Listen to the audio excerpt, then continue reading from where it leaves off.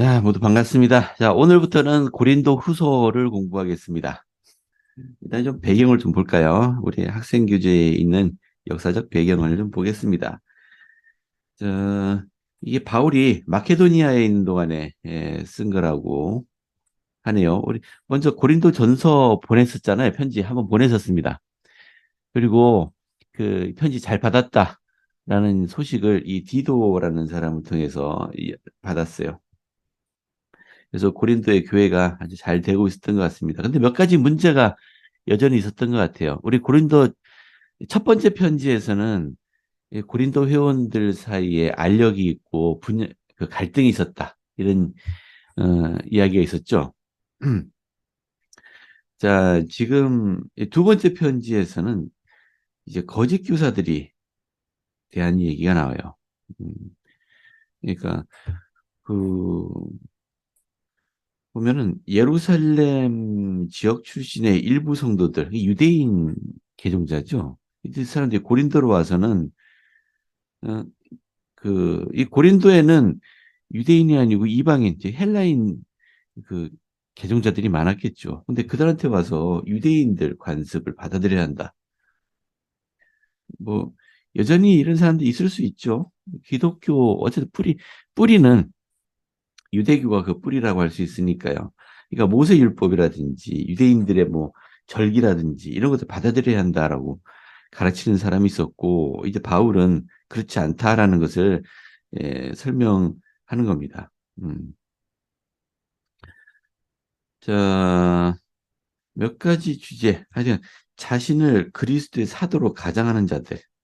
어? 그러면서 자신들의 뜻을 받아들이지 않는 바울을 어, 비난하는 사람들. 그리고 자, 그래서 이들에게 바울은 회개해야 된다라고 가르치고 있습니다. 회개에 대한 몇 가지 가르침이 있고요.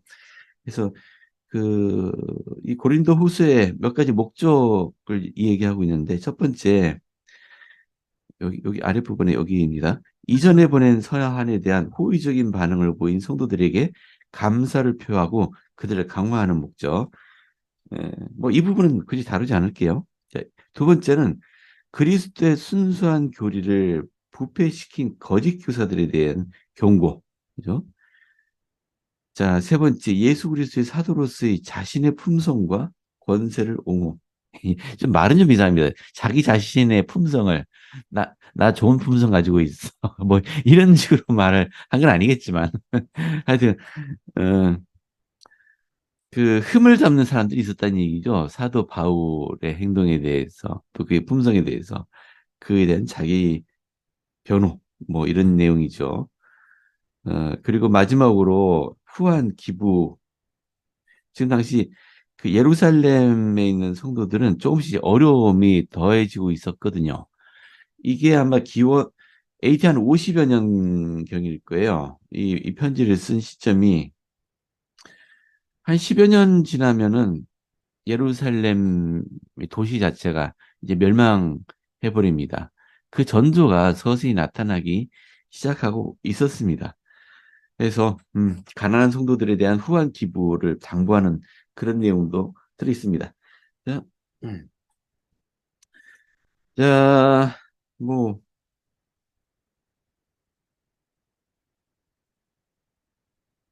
자, 뭐, 그래, 여러 가지가 내용이 많은데, 이 사실 편지이고, 사실 이 편지 내용만 그냥 쭉 읽어보면은 이해가 안 돼요. 대체 이게 무슨 의미냐. 한글로 읽어봐도 이해가 안 되고, 영어로 읽어봐도 이해가 안 되더라고요. 자, 그냥 선별해서 주제별로 다루겠습니다. 제가 특별히 눈에 띈 하나가, 이 사도 바울이 그 고난에 대한 특별한 시각을 좀 보여주고 있어요. 우리 사람들이 살아가면서 고난을 겪잖아요. 이 고난이 어떤 의미가 있는지에 대한 좀 특별한 시각을 보여주는 게 두 가지가 눈에 띄어서 한번 선택해 봤는데요. 자, 첫 번째가 이거예요. 자, 고린도 후서 1장 4절입니다. 자, 우리의 모든 환난 중에서 우리를 위로하사 우리로 하여금 하나님께 받는 위로로서 모든 환난 중에 있는 자들을 능히 위로하게 하시는 이시로다. 한 두세 번 읽어봐야 됩니다. 이게 문맥이 무슨 이게 무슨 의미인지 우리 한국말인데도 이해하는데 좀 어렵긴 해요. 그래도 한번 보세요. 이 바울은 우리 사람들이 겪는 시련, 고난에 대한 어떤 시각을 보여주고 있나요? 한번 찾을 수 있나요? 우리가 네. 어, 가지고 있는 어떤 어려움을 통해서 같은 어려움을 가진 다른 사람을 공감하고 도울 수 있는 그런 능력을 음. 알 수 있도록 예, 도와 예, 감사합니다. 감사합니다. 예, 예. 여기 보면 환란 중에 이제 위로라는 말을 썼잖아요. 위로. 위로라는 말이 두 번 나오는데, 자, 이 첫 번째 위로는 누가 누구를 위로하는 거죠? 하나님께서 우리를 위로하시는 거죠. 근데 세 번 나오네. 첫 번째, 두 번째는 같은 의미고. 근데 요 마지막 위로는 누가 누구를 위로하는 거죠? 우리가 다른 사람을 항상 위로한다는 얘기죠. 학생 교재 설명 잠깐 볼까요? 음, 음, 올슨 F 휘트리 장로님, 거의 오래된 분이네. 자, 이런 말씀을 하셨어요. 우리의 비통과 재난의 날에 도움과 위로를 받기 위해 누구를 바라봅니까? 우리는 고통을 받았던 사람들을 바라봅니다. 그들은 과거의 고통스러운 경험을 통해 현재 도움이 필요한 사람들에게 축복이 될 그들의 동정심과 애도를 풍성하게 전해줍니다. 그들이 직접 고난을 겪지 않았다면 이렇게 할 수 있겠습니까? 이것이 하나님께서 자녀들에게 고난을 겪게 하시는 그분의 목적이 아니겠습니까? 그분은 그들이 더욱더 그분처럼 되기를 원하십니다. 하나님은 인간이 이제껏 겪었던 것보다 또는 앞으로 겪게 될 것보다 더 많은 고난을 겪으셨으며 따라서 그분은 동정심과 위로의 위대한 근원이십니다. 자, 우리가 다른 사람을 위로할 수 있어요. 왜냐하면은 뭐라고 했나요? 동정심, 애도, 그죠? 근데 이게 가능한 게 직접 고난을 겪었기 때문이라고 하잖아요. 우리 이걸 뭐라고 하죠?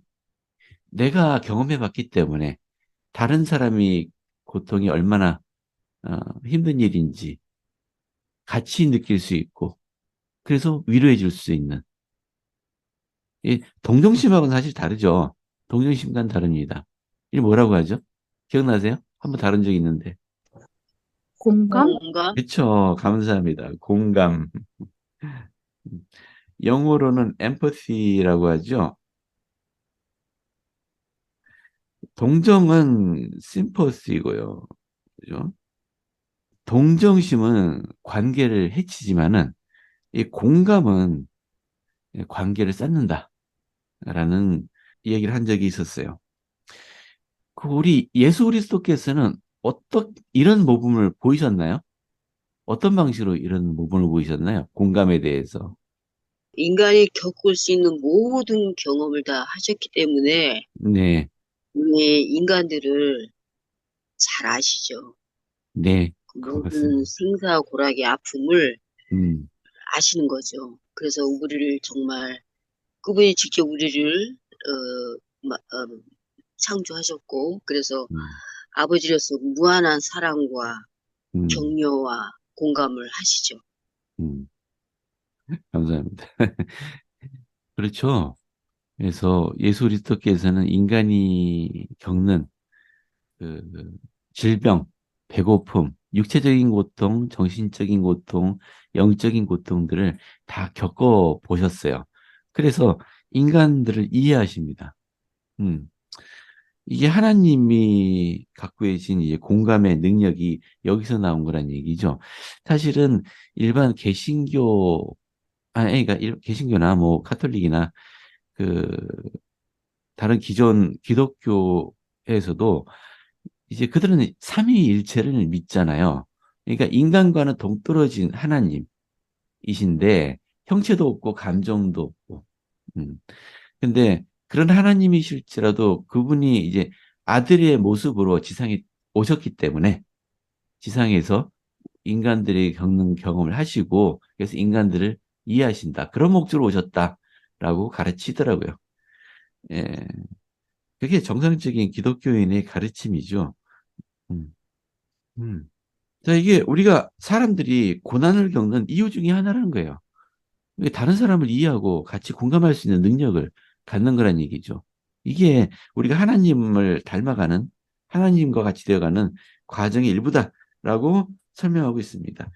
자, 우리 고난에 대한 또 한 가지는 4장에 나와요. 4장 17절에. 16절부터 18절까지 한번 읽어드릴게요. 4장입니다.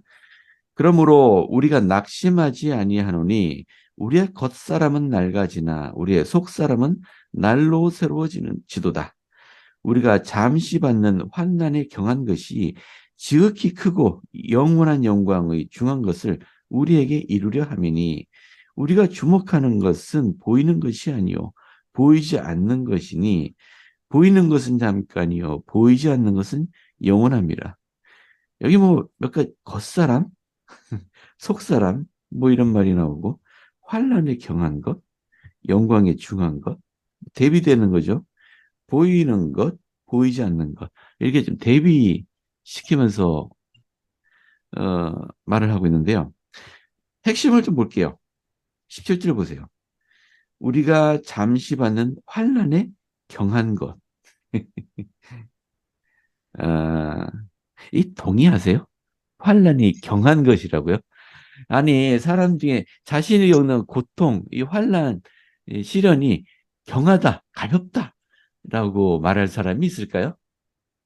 이 전체 문장을 한번 살펴봐 주세요. 7절에.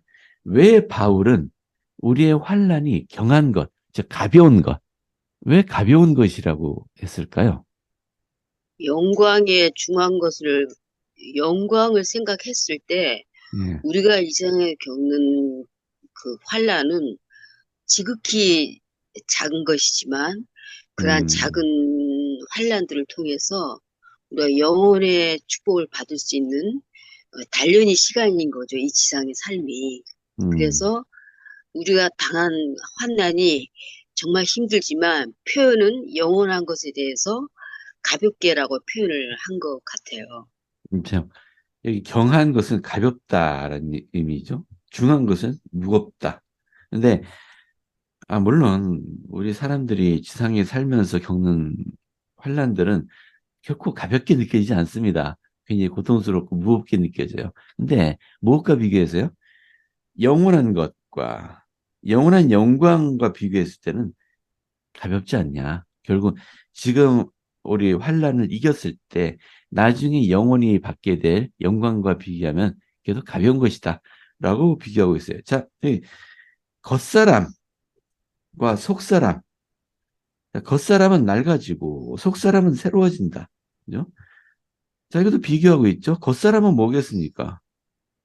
우리 유격적인 그쵸. 우리 육신, 유격적인 것. 즉, 세상적인 우리. 속사람은 영적으로 우리가 우리 새롭게 거듭났어요. 영이죠. 예. 감사합니다. 영. 그리고 겉사람이 낡아진다는 얘기는 우리 육신, 이 세상은 결국 낡아 없어지죠. 하지만 우리 영원한 우리는 영원합니다. 말 그대로. 그리고 우리가 나르게 할수록 새로워집니다. 오, 새로워진다.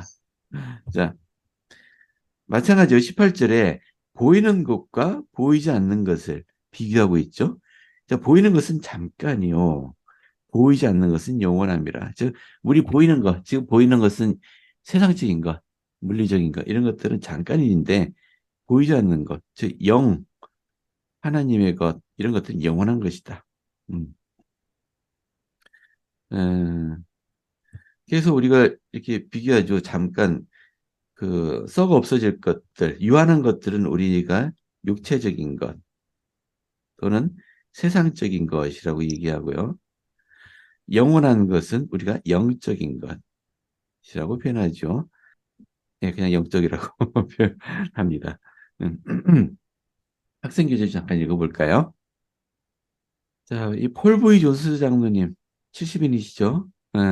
이렇게 말씀하십니다. 사도 바울은 이렇게 가르쳤습니다. 우리가 잠시 받는 환난에 경한 것, 즉 가벼운 것이 지극히 크고 영원한 영광에 중한 것, 즉 무거운 것을 우리에게 이루게 함이니, 자, 경한 것의 결과로 중한 것이 온다. 그죠? 바울이 환난에 경한 것이라 표현한 것은 흥미로운 일입니다. 매를 맞고 돌을 맞고 타고 가던 배가 난파되고 옥에 갇히는 등 수많은 시련을 겪은 사람에게서 나온 말이기 때문이다. 이게 재밌다는 얘기예요. 왜냐하면 이 말을 한 바울 자신은 결코 가벼운 시련을 겪은 사람이 아니거든요. 배 타고 하다 난파되길 몇 번이고 선교 활동하다가 돌에 맞은 게 몇 번이고 붙들려 갖고 그 회초리 전에 보여드린 적 있죠. 그 가죽대로 된 끝에 뭐 쇠조각이나 돌물 뼈조각 같은 거 매달아서 치는 거 그거를 맞은 것도 몇 번이고 다들 이랬던 사람이 하는 말이에요. 자기가 이런 일을 겪었으면서도 환난에 가벼운 것이라고 얘기했으니까요. 저는 우리 중 얼마나 많은 사람이 우리가 겪는 환난이 경하다고, 즉 가볍다고 여기는지 궁금합니다. 현세와 영원한 세상에서 받게 될 축복과 성장에 비하면 우리가 겪는 환난은 참으로 가볍습니다. 브리가메 회장님 말씀이에요. 영광과 불멸과 영생의 관을 쓰게 될 모든 예지의 존재는 영광과 승용을 얻기 위해 예지의 존재가 경험하도록 예정된 모든 시련을 겪어야 합니다. 만일 우리가 아브라함이 얻은 영광을 얻고 싶다면 아브라함이 한 것과 똑같은 방법을 합니다. 만일 우리가 에녹, 노아, 멜기세덱, 아브라함, 이삭, 야곱 그리고 이분들의 충실한 자녀들과 충실한 선지자들 및 사도들과 가까워지고 싶다면 우리는 장차 해의 왕국에 들어갈 준비를 하는데 도움이 되는 동일한 경험을 겪어야 하고 동일한 지식과 예지와 엔다우먼트를 받아야 합니다. 지금까지 여러분이 겪어온 시련과 경험은 전부 여러분의 구원에 필요한 것들입니다. 사실 브리가명 회장님의 이 말씀이 좀 당황스럽기는 해요. 우리가 그 경전에서 시련을 겪은 선지자들 또는 뭐 선조들 이야기를 보면은 굉장히 큰 시련을 겪은 분들 많거든요. 거기에 비하면 우리는 좀 비교적 편하게 살고 있잖아요. 근데 아브라함처럼 사실 우리 아브라함이 어떤 시련을 다 겪었는지 우리 다는 몰라요. 우리 성경에 있는 것만 알고 있잖아요. 그래도 자기 아버지가 아브라함을 우상의 제물로 바치려고 했잖아요. 또 아들을 제물로 바치라는 명을 받기도 하고요. 근데 우리가 그들과 동일한 경험을 겪어야 된다고요? 우리 선자 조세 스미스만 딱 봐도 내가 만약에 그런 일 겪으면서 견딜 수 있을까? 라는 생각이 드는 일이 많은데 그들과 어깨를 나란히 하고 싶으면은 우리도 같은 걸 겪어야 된다고요? 일단 여러분들의 이건 우리가 예지이기 때문에 우리의 본질이 예지고 예지가 성장하고 발전하려면은 경험이 필요합니다. 그죠? 경험을 통해서 배워야 돼요. 우리는 어떻게 동일한 경험을 겪어야 된다. 이 말이 우리에게 어떻게 적용이 될까요? 그냥 우리가 겪은 모든 시련이 우리의 예. 구원에 아니, 도움이 될 거라는 이야기지. 우리가 꼭 아브라함처럼 우리의 자녀를 이삭을 바치고 그런 게 아니라 우리가 겪는 음, 모든 시련은 그냥 그 불필요한 게 아니라 우리가 성장하고 발전하는데 다 도움이 된다라고 저는 그렇게 이해를 하고 있어요. 음, 그렇습니다. 그죠? 우리가 겪는 시련과 경험은 다 우리에게 필요한 것들이다. 우리의 경험이 되는 것들이다. 그죠? 감사합니다. 왜냐면 사람은 각자 타고난 예, 그 성품도 있고 또 예, 우리가 복음을 진짜 복음을 받아들이고 회개할 때 우리는 본성까지 바뀐다고 알고는 있어요. 음, 근데 그 시련이 그 사람마다 다 그 사람이 겪을 만한 그 경험만 주신다고 했는데 음, 만약 여기 불감정 회장님 말씀처럼 하려면 아마 이 말은 그런 것 같아요. 그 사람이 겪는 고통이 음, 정말 너무너무 말로 표현할 수 없는 고통을 스스로 그걸 느끼고 그거를 극복한다면 우리도 그 사도 바울의 버금가는 그런 개인적인 고통이라고 표현한 것이 아닌가. 저는 그런 음, 생각이 드네요. 예. 같을 수는 없잖아요. 그죠? 똑같을 수는 없죠. 그러니까 그 예, 표현이란 게 예, 그들이 겪은 만큼의 우리도 그런 고통을 음, 겪고 발전한다면 우리도 음, 승령할 자격을 갖추는 것이 아닌가. 그렇게 표현을 한 것 같아요. 말은 그렇게 했어도. 고맙습니다. 그렇죠. 바울이 이 이야기한 게 우리 삶에서 고통, 시련, 이거는 필수적인 부분이다. 라는 걸 이해할 필요는 있다. 두려워할 필요는 없다. 라는 의미로 또 말씀하시는지 모르겠습니다. 우리 채팅창에 로마서를 인용해 주셨어요. 로마서 5장 3절과 4절인데 다만 이뿐 아니라 우리가 환난 중에도 즐거워하나니 이는 환난은 인내를 인내는 연단을 연단은 소망을 이루는 줄 알미로다. 오이 감사합니다. 자, 우리 안인숙님, 육신을 통해서 오는 모든 유혹과 경험을 말하는 것이 아닐까요? 뭐 그렇습니다. 모든 우리가 받는 유혹과 경험들이 다 우리에게 필요한 것들이라는 얘기죠. 자, 다음 주제로 넘어갈까요? 자, 3장 좀 다루겠습니다. 그 배경 설명에서 말씀드렸었죠. 그 사도 바울 또 교회 지도자들이 그 자질에 대해서 막 의심을 일으키고 하는 사람들이 있었다고요. 그래서 바울이 이렇게 말을 합니다. 우리가 다시 자천하기를 시작하겠냐. 이 자천, 스스로를 추천한다는 얘기니까요. 내가 사도인데 사도로서 나 자신의 자격에 대해서 내가 스스로 변명해야 되느냐. 자, 우리가 어찌 어떤 사람처럼 추천서를 너에게 붙이거나 혹은 너에게 받거나 할 필요가 있겠느냐. 이 말씀이 당시의 풍습을 이해하면 쉽게 이해가 되는데 지금은 우리 막 열린 사회잖아요.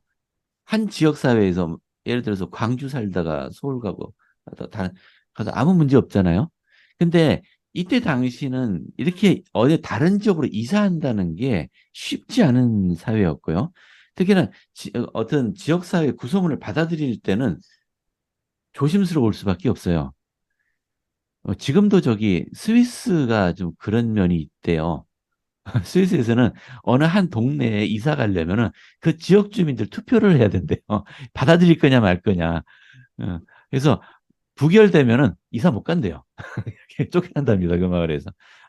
물론 내가 이 얘기 들은 게 한 10여 년 전인데 지금도 그런지 모르겠습니다. 이때 2000년 전에 이 좀 폐쇄적인 지역 사회들을 이루고 있을 이 시대는 어떠했겠습니까? 그래서 어디 다른 지역으로 이사 가게 되었다 그러면은 원래 살던 곳에 거기 지도자나 뭐 촌장이나 이런 사람에서 추천장을 받아가는 게 일반적이었대요. 이 사람은 이런 사람이다. 얘 걱정 말고 받아들여도 된다. 뭐 이런 걸 받아가는 게 일반적이었답니다. 지금 사도 바울이 내가 너희들에게 다시 그런 추천장을 받아가야 되냐? 뭐 이런 좀 비유적인 말이에요. 그럴 필요 없죠. 사도 바울이 누군지 다 알고 있고 몇 번 갔었거든요. 2절에 보시면 너희는 우리의 편지라. 우리 마음에서 듣고 무슨 사람이 알고 읽는 바라. 다시요. 바울이 고린도를 방문할 때 내가 추천장 가지고 가야 되느냐? 근데 바울은 그럴 필요 없다. 내가 추천장이 필요 없다. 그 이유를 뭐라고 얘기했나요? 왜 바울은 고린도에 갈 때 추천장이 필요 없나요? 근데 바울은 우리에게 어떤 말을 썼을까요? 편지에. 주로 우리가 해야 할 일들, 우리가 복음대로 생활해야 되고, 복음에서 생활해야 될 사도니까 그런 걸 저희들에게 썼을 거 아니에요. 근데 예, 윗사람이 알고 있다는 건 우리가 바울의 편지를 읽고 우리의 행동이 바뀌었기 때문에 다른 사람들이 우리의 행동을 통해서 저들이 예수님을 따르는 사람이다. 정말 저희들이 음, 유격적이지 않고 영적으로 거듭난 사람이라는 것을 알고 있다라고 그런 음. 의미에서 바울은 이렇게 말하지 않았을까요? 그러니까 바울이 종이에다가 적은 추천장을 가져갈 필요가 없는 게 이미 무사람들이 다 읽고 알고 있다. 누가 편지라고? 너희가 우리의 편지라. 바울이 어떤 사람이고 고린도에 가서 뭘 가르쳤는지 그걸 보여주는 거는 누구요? 고린도에 있는 성도들의 행동이, 행위가 바울이 어떤 사람인지를 보여준다는 얘기잖아요. 너희가 다 보여주고 있는데 내가 무슨 종이에다가 추천장 받아가고 갈 필요가 뭐 있냐. 너희는 우리로 말미암아 나타난 그리스도의 편지니 이는 목으로 쓴 것이 아니요 오직 살아계신 하나님의 영으로 쓴 것이며 돌판에 쓴 것이 아니요 오직 육의 마음판에 쓴 것이라. 돌판 나면 뭐가 생각나세요? 모세가 십계명, 십계명 그렇죠. 십계명. 모세가 받은 이제 하나님께서 손가락으로 이렇게 돌판에 새겼다고 하는 모세의 율법판, 그죠? 맞습니다. 근데 돌판에 쓴 것이 아니고 마음판에 쓴 것이래요. 혹시 학생교재 읽을 만한 게 있나? 사람들은 교회 회원들의 모범을 보고 교회를 판단한다. 물론 모든 사람이 그런 게 아니에요. 일부 사람들. 자, 가게 주인이 그가 판매하는 상품으로 판단되듯이 교회도 마찬가지이며 심지어 예수 그리스도께서는 우리가 사는 삶에 따라 판단을 받으신다. 잠깐만요. 우리 예수님께서 판단을 받으신대요. 사람들한테 예수님이 판단을 받으시는데 어, 어떤 방식으로 판단받으신다고요? 우리가 어떤 삶을 사냐에 따라서. 우리 기독교인데 안주하는 사람들은 뭐 예수쟁이가 그렇지 뭐 이런 식으로 말하는 사람들 보셨잖아요. 예, 제대로 모범을 보이지 못하는 사람 때문에 예수님이 욕을 얻어먹어요. 자, 맥코 기자님 말씀 읽어드리겠습니다. 궁극적 의미에서 복음은 돌판이나 경전이 아니라 충실하고 순종하는 개개인의 몸에 쓰여 있다. 따라서 성도들은 진리가 담긴 살아있는 편지이며 그들의 삶은 모든 사람이 읽을 수 있도록 펼쳐진 책과 같다. 이거 약간 무섭지 않으세요?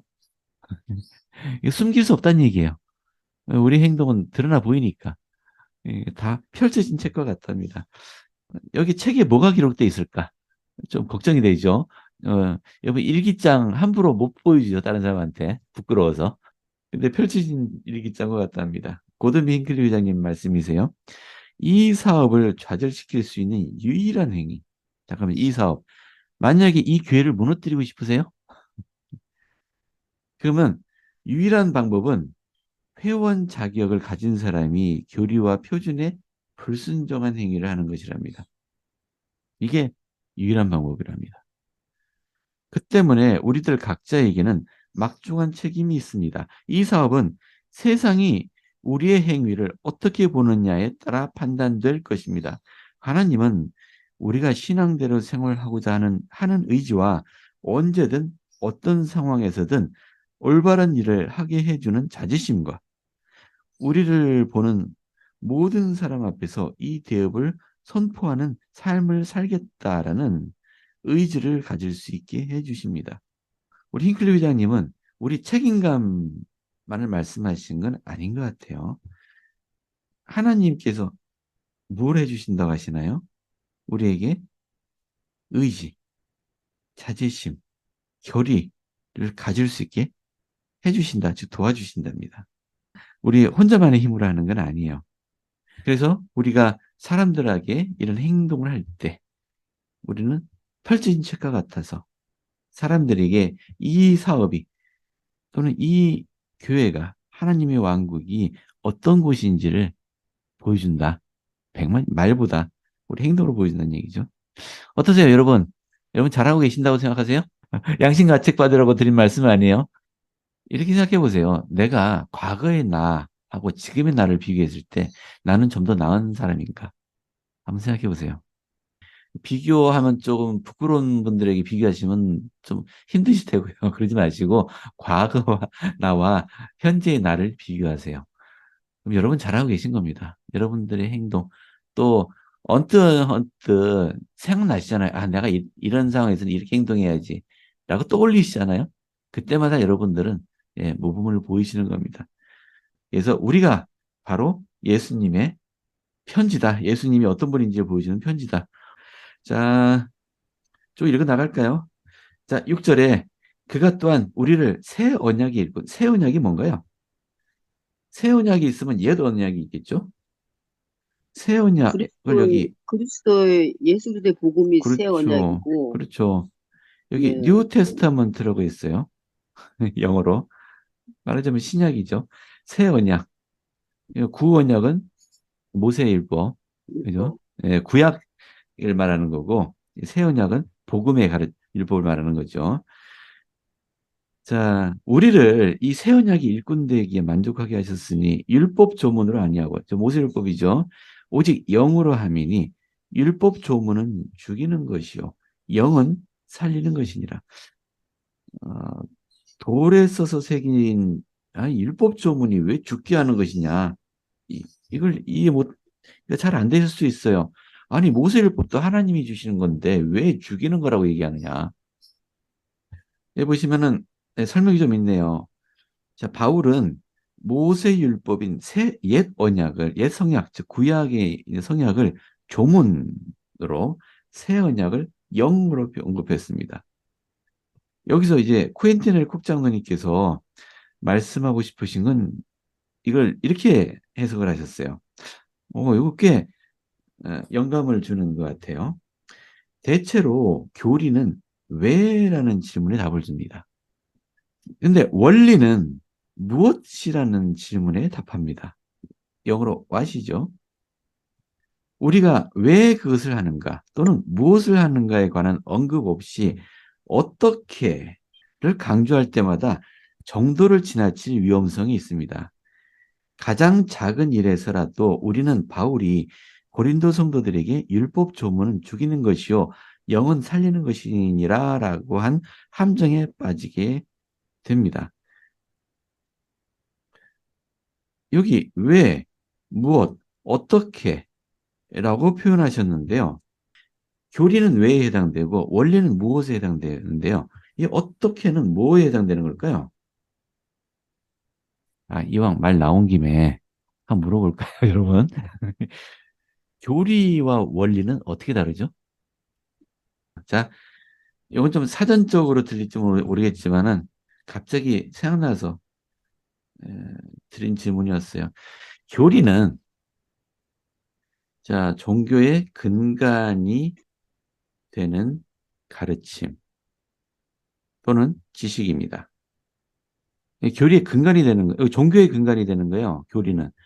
그러니까 이 교리가 성립이 안 되면은 종교가 허물어져요. 뭐 우리가 가진 교리 많잖아요. 신화에 대한 교리, 전세에 대한 가르침, 우리 인생의 목적, 속죄의 가르침. 지금 우리가 배우고 있는 것 중에 교리에 해당되는 것들이 뭐가 있을까요? 오늘 배운 것 중에는 사실 교리에 해당되는 게 없어요. 참, 이거 잘못 표현했다. 근간이 되는 진리. 죄송합니다. 진리로 표현할게요. 근데 원리는 우리 삶의 근간이 되는 진리예요. 예를 들어서 11조를 예를 들어보죠. 11조. 11조에 관련된 교리를 들으라. 그러면 뭘 들 수 있을까요? 예를 들어서 우리 사람이 가지고 있는 모든 것은 다 하나님에게서 온 것이다. 이거는 교리일까요? 원리일까요? 교리죠. 왜냐하면 모든 창조물들은 하나님에게서 온 거잖아요. 하나님이 세상을 창조하셨고. 이건 교리죠. 교리. 우리가 11조에 충실하면 하나님께서 축복을 줄 것을 약속하셨다. 자, 이거 하나님에 대한 거잖아요. 하나님에 대한 거. 자, 이것도 혹시 교리라고 할 수 교리하고 원리하고 딱 칼로 자르듯이 이게 딱 구분되는 건 아니에요.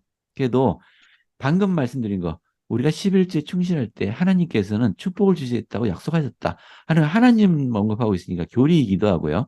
여기는 우리가 11조에 충실할 때 축복받는다. 라고 하는 거는 원리이기도 하죠.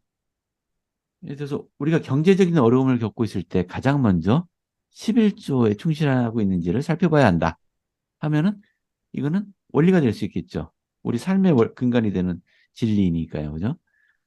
그러니까 교리는 우리 예수 그리스도 후기성도 교회가 어떤 지식에 기반두고 있느냐, 뭘 가르치고 있느냐라고 하는 근본적인 지식이고요. 원리는 우리 삶에 적용하는 그런 지식들이에요. 그렇게 이해하시면 되겠죠.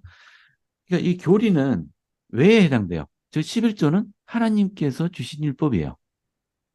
원리는 이거 와시라고 했잖아요. 와, 그러니까 무엇? 자신의 수익의 10분의 1을 하나님께 드림으로써 11조 율법 충실할 수 있다. 뭐 이런 식으로 할 수 있죠. 그런데 아까 그 어떻게가 있었잖아요. 어떻게. 11조에 관련된 하우는 뭐냐면은 예를 들어서 지금도 이런 논란이 있죠. 월급을 받으면 세금을 내기 전 금액으로 11조를 내느냐. 세금을 낸 후에 금액으로 11조를 내느냐. 또는 뭐 이런 거 있어요. 내가 그 국민연금을 내잖아요. 국민연금 낸 금액을 11조를 낼 거냐. 아니면 지금 내고 있지 않다가 나중에 국민연금 받을 때 그 돈에서 11조 낼 거냐. 아주 생각해보면 복잡한 거 많아요. 그리고 뭐 사업하시는 분들은 매달 11조를 내야 되나? 아니면은 나중에 다 정산하는 세금 정산하게 되는 그때 낼 거냐? 계산해서 낼 거냐? 아니 이런 것들은 다 뭐에 해당돼요? 규칙에 해당되잖아요. 규칙. 이 규칙은 여기에 너무 몰두하게 되면 위험하다고 얘기하는 겁니다. 교리와 원리를 중심으로 해야지 규칙에 중심 좀 두지 마라. 그래서 교회에서는 규칙은 잘 안 가르치려고 해요. 그래서 아까 말씀드린 11조를 계산할 때 어떻게 계산할 거냐. 이건 규칙에 해당돼요. 이건 교회에서 아무 말 안 합니다. 예, 감독님도 이거 갖고 당신 11조대로 안 냈잖아. 이렇게 말씀드리면 하면 안 된다고 말씀드렸습니다. 마찬가지로 안식일의 율법을 지킬 때 이러이러한 규칙을 정하는 것은 자기 몫이긴 한데 다른 사람에게 강요해서는 안 돼요.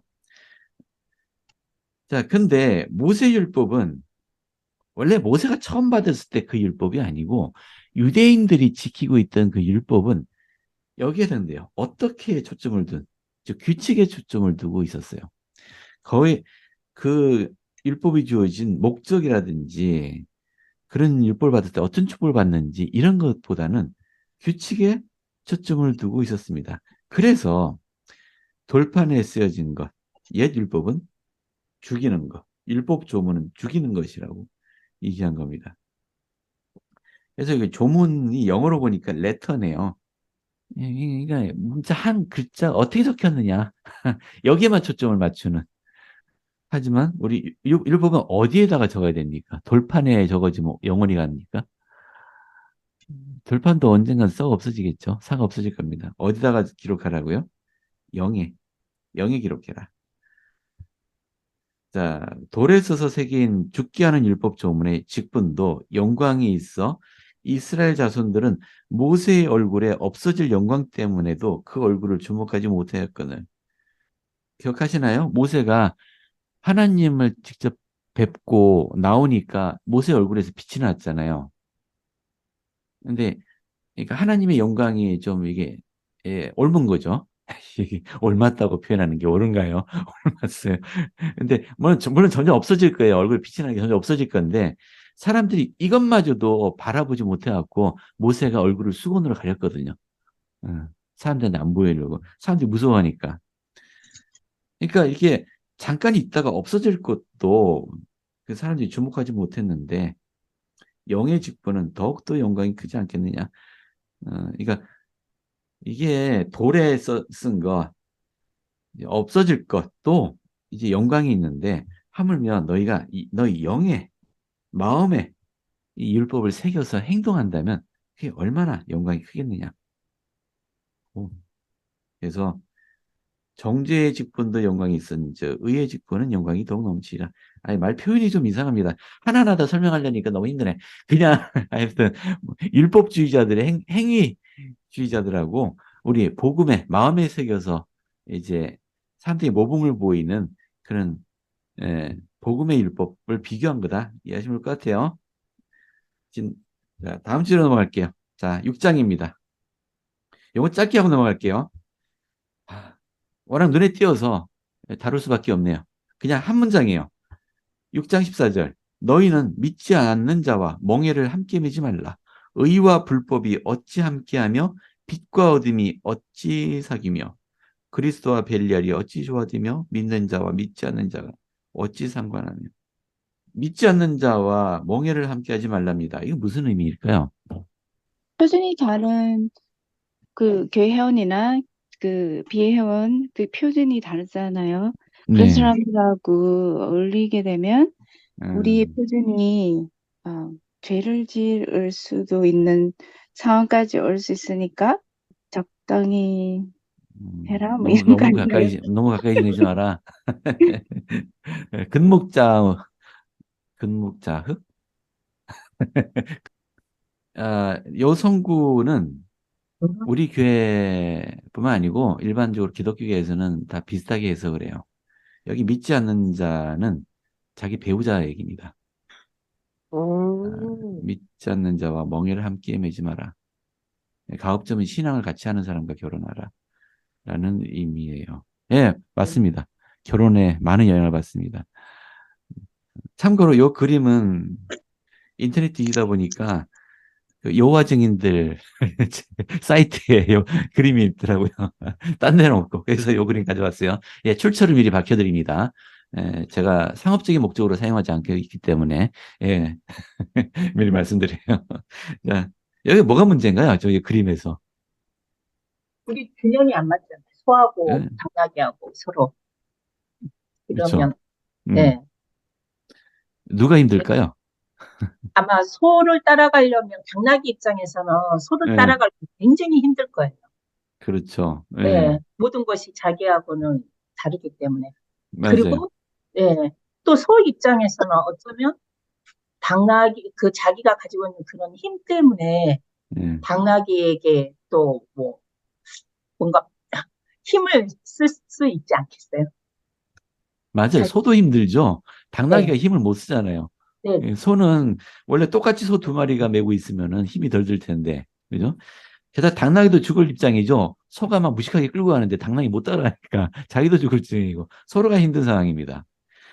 이건 경험해 보신 분들은 좀 이해가 되시죠? 이게 왜 배우자 관련된 건지.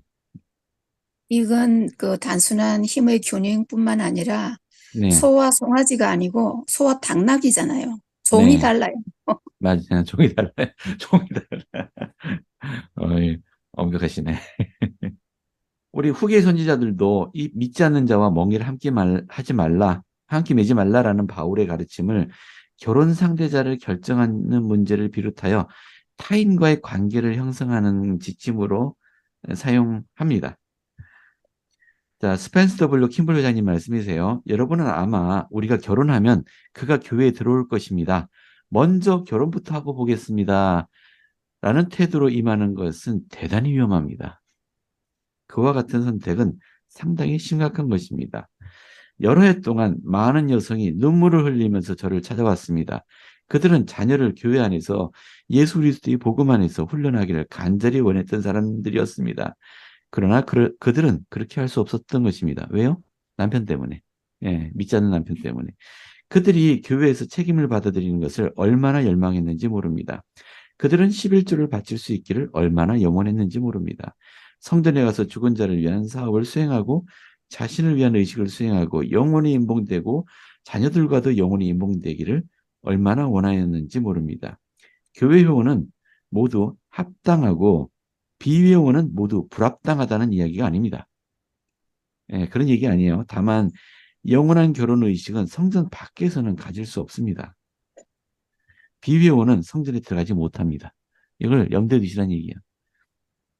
물론 이것은 권고의 말씀이에요. 절대적인 이건 교회 교리도 아니고요. 교회 지침도 아닙니다.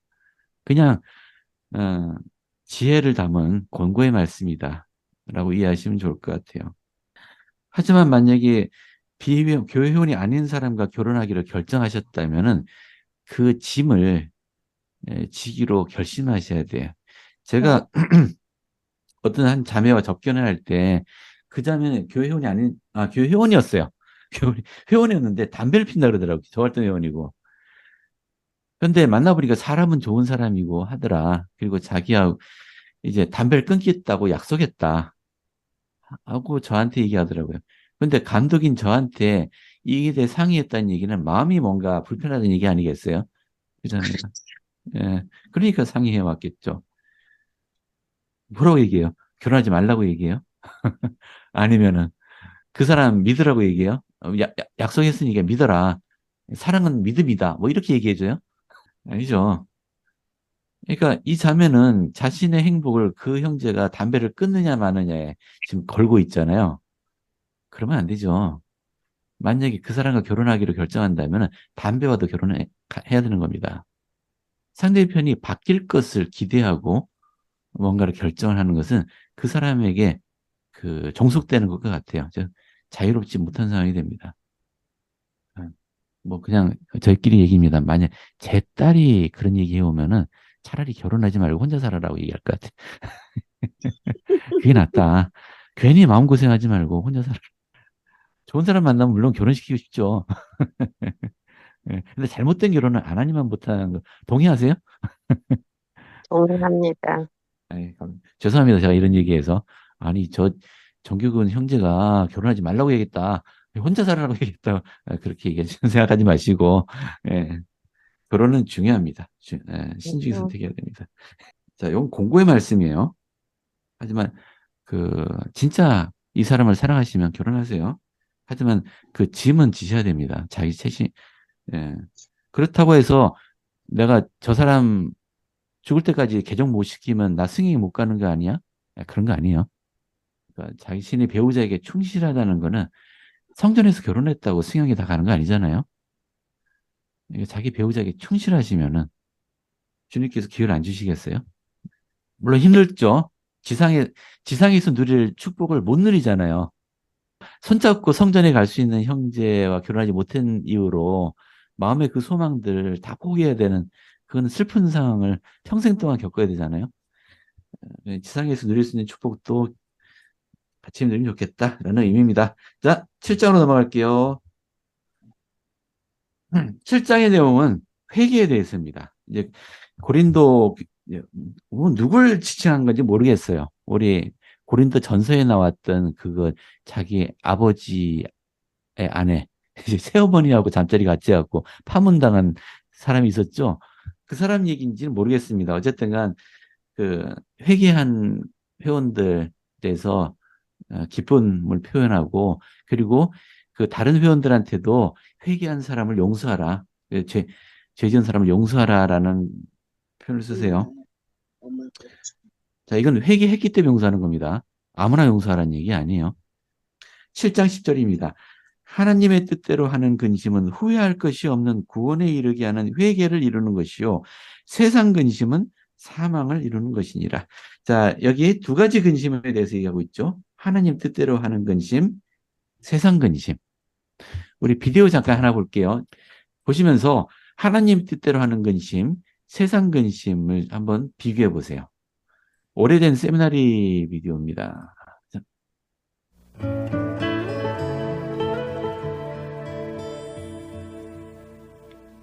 킴, 지금은 자매님의 인생에서 굉장한 순간이에요. 나도 그럴 때가 있었어요. 기분이 어때요? 전 오랫동안 그것을 기대해왔어요. 때때로 이 일이 실제로 일어나고 있다는 것을 믿을 수 없어요. 어머니는 무척 흥분해 계시죠? 아시다시피 전 막내거든요. 그 청년에 대해서 많이 들었어요. 귀한 선교사에다 훌륭한 학생이고 젊은 숙녀를 성전에 데려가는 것 이상의 일은 아무것도 바라지 않는다던데. 매튼 다른 방법으론 결혼하지 않을 거예요. 저 역시 성전 결혼을 원해요. 성전 결혼은 아주 중요한 단계예요, 킴. 그것이 바로 여기 온 이유죠. 맞죠? 그래요. 그래서 몇 가지에 관해 자매님의 느낌을 듣고 싶어요. 괜찮아요? 좋아요. 자매님은 성전 결혼에 대해 무엇을 가장 기대하고 있죠? 제가 기대하는 것은 최종적으로 킴, 해당 신권 여건과 해결하지 못한 일이 있습니까?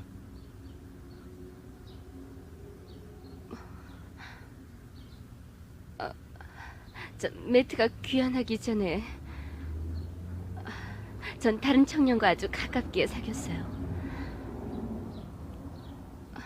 우리나마 둘이서 너무 많은 시간을 가졌나 봐요.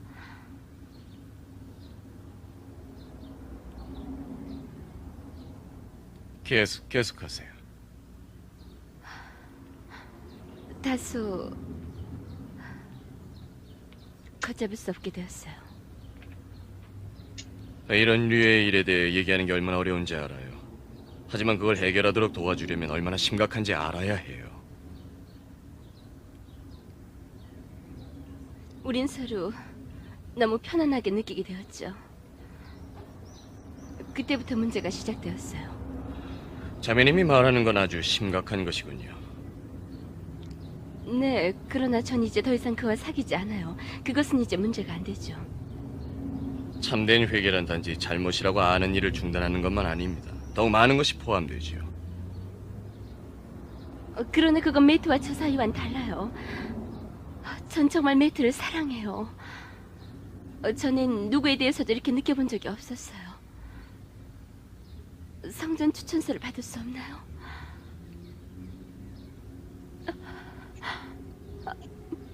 하지만 곧 결혼식이 있어요. 청첩장도 보냈고요. 웨딩드레스도 맞춰놨어요. 케미 문제를 해결하지 않고 성전에 가는 건 엄청난 실수가 될 거예요.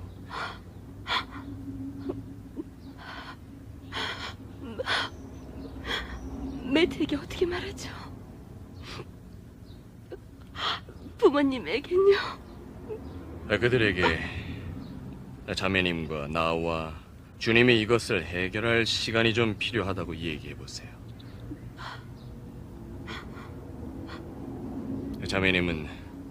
자매님의 실수에 대한 사회적인 결과와 그것이 안겨주는 세상적인 근심에 너무 사로잡혀 있어.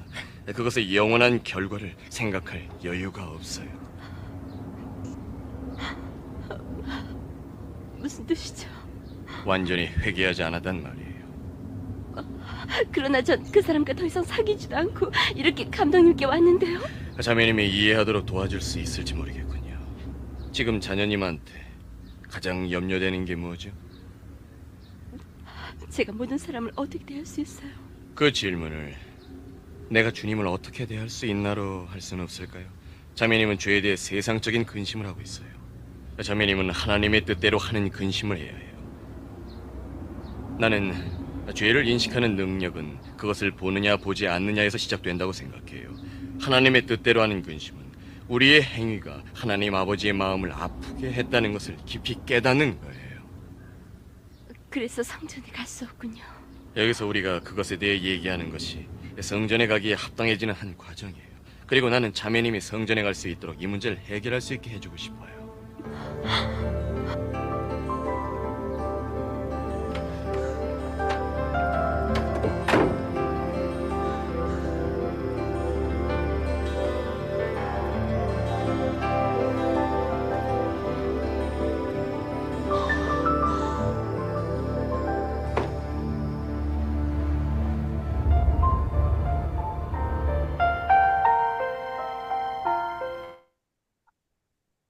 방금 비디오 끝까지 보기에는 시간이 좀 부족한 것 같네요. 그래도 이 상황을 잘 이해되시죠? 아까 그 여성, 자, 하나님 뜻대로 하는 근심하고 세상 근심을 차이점을 보여주는 좋은 사례가 될 수 있을 것 같은데, 자, 어떤 걸 발견하셨나요? 여기 바울이 얘기한 세상 근심이라는 것은 무엇을 의미할까요? 아까 그 여성은 어떤 의미에서 세상 근심을 하고 있었나요? 다른 사람을 어떻게 대할지, 음, 어떤 낯으로 다른 사람들을 볼지 그런 면목 같은 것을 더 신경 쓴 것 같아요. 주님을 대하는 것보다 음, 사람들에 대한 창피한 그런 것을 더 신경 쓴 것 같아요. 그렇죠. 실제로는 무엇을 고민해야 되는 건가요? 원래 회개라는 것은 뭘 고민해야 되는 건가요? 하나님과 나와의 관계, 내가 하나님을 슬프게 했다. 이런 걸 고민해야 되는 거죠. 음. 자, 근데 다시 그러면 세상 근심은 왜 사망을 이루는 걸까요? 끝이 없어요. 끝이 없어요.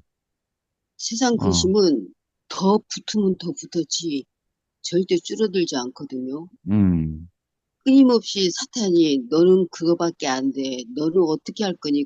어떻게 사람들을 볼 거니? 그런 식으로 계속 자신을 좌절시키고 실망시키고 그렇게 끝없이 좌절시키거든요.